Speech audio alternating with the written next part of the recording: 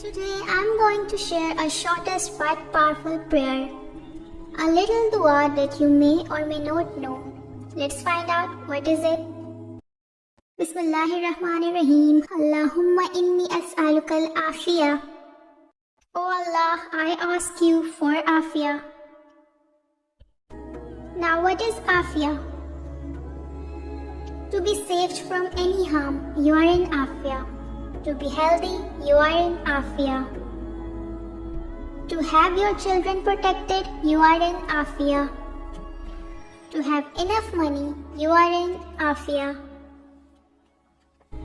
If you are forgiven for your sins and not being punished, then you are in afiyah.